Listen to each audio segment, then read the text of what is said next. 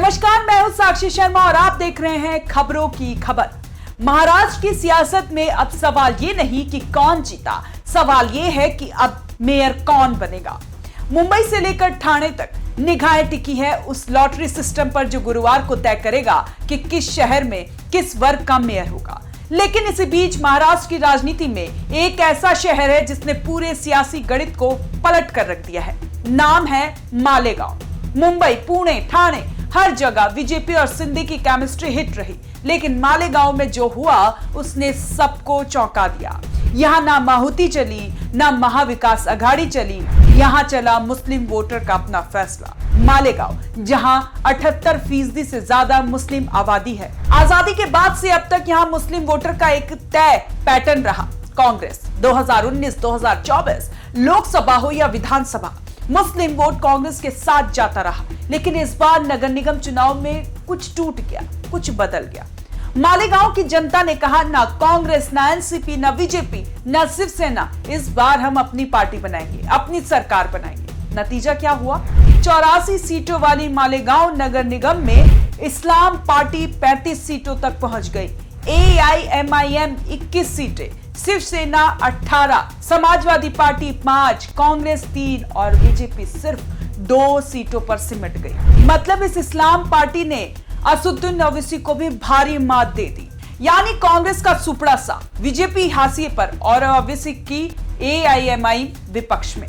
अब सवाल उठता है, ये इस्लाम पार्टी आखिर है कौन, कहां से आई और इतनी बड़ी जीत कैसे मिल गई? इस्लाम यानी Indian secular largest assembly of Maharashtra. नाम नया है लेकिन चेहरा पुराना है। इस पार्टी के कर्ता धर्ता हैं शेख आसिफ। शेख आसिफ दिवंगत कांग्रेस नेता शेख रशीद के बेटे, वही शेख रशीद जिनका मालेगांव की राजनीति पर दशकों तक दबदबा रहा। शेख आसिफ खुद भी मालेगांव के मेयर रह चुके हैं, फिर 2014 में कांग्रेस के टिकट पर विधायक बने। लेकिन विधायक बनने के बाद ही कांग्रेस से रिश्ते बिगड़ने लगे। 2022 तक आते आते मतभेद खुलकर सामने आ गए।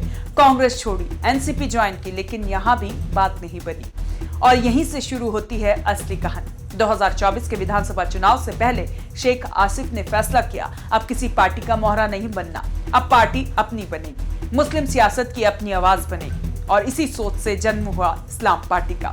शेख आसिफ खुद कहते हैं, बीजेपी के सत्ता में आने के बाद सिर्फ राजनीति नहीं बदली, माहौल बदला। इस्लाम को टारगेट किया गया, मुसलमानों को शक की नजर से देखा गया, भेदभाव बढ़ा, बयानबाजी बढ़ी और उन्होंने साफ कहा, हम ये बर्दाश्त नहीं करेंगे कि हमारे मजहब को गाली दी जाए। जवाब सियासत से मिलेगा। लेकिन राजनीति में नीयत काफी नहीं होती, नंबर चाहिए और मालेगांव में नंबर आए एक मुश्त।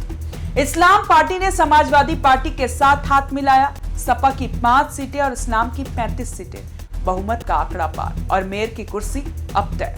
मालेगांव अब उन गिने चुने शहरों में शामिल हो गया है जहां सत्ता न सरकार के पास है न विपक्ष के पास। ये शहर अब अपनी अलग सियासत चाल चल रहा है। लेकिन ये कहानी यहीं खत्म नहीं होती। मालेगांव की राजनीति हमेशा से 2 परिवारों के इर्द गिर्द घूमती रही।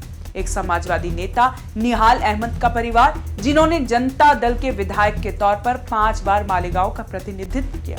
दूसरा शेख रशीद का परिवार, जो कांग्रेस से 2 बार विधायक रहे।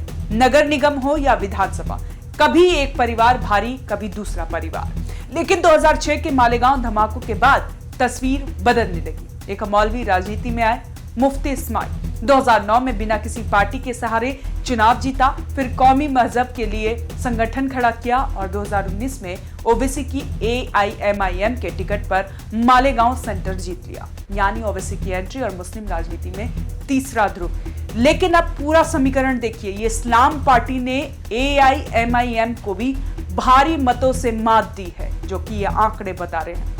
लेकिन 2025 के नगर निगम चुनाव में ओवैसी की ये पूरी ताकत लगाने के बावजूद सत्ता दूर रह गई। क्यों? क्योंकि इस बार मुस्लिम वोट बटा नहीं, एक जगह जमा हुआ और वो जगह थी इस्लाम पार्टी। मुस्लिमों ने कांग्रेस, एनसीपी जैसे पुराने दलों को पूरी तरह किनारे कर दिया और AIMIM को भी सिर्फ विपक्ष की कुर्सी दी। यानी मालेगांव अब सिर्फ एक शहर नहीं, मुस्लिम राजनीति की नई प्रयोगशाला बन चुका है। सवाल ये, क्या ये मॉडल महाराष्ट्र के दूसरे शहरों में दोहराया जाएगा? क्या मुस्लिम वोट अब राष्ट्रीय दलों से पूरी तरह अलग राह चुनेगा? और क्या शेख आसिफ ओवैसी के लिए नई चुनौती बनेंगे? मालेगांव ने संकेत दे दिया है, मुस्लिम वोट अब मजबूरी में नहीं, मोल भाव की ताकत के साथ डालेगा। और यही वजह है कि मालेगांव का ये चुनाव सिर्फ नगर निगम का चुनाव नहीं, यहां आने वाली सियासत का ट्रेलर बन चुका है। अब देखना ही है कि ये ट्रेलर पूरी फिल्म बनाता है या यही खत्म हो जाता है। सबसे बड़ी खबर में आज बीएमसी चुनाव का ये सबसे बड़ा आंकड़ा मालेगांव का। आपको क्या लगता है? आप हमें कमेंट कर जरूर बताएं और देखते रहें ONG न्यूज।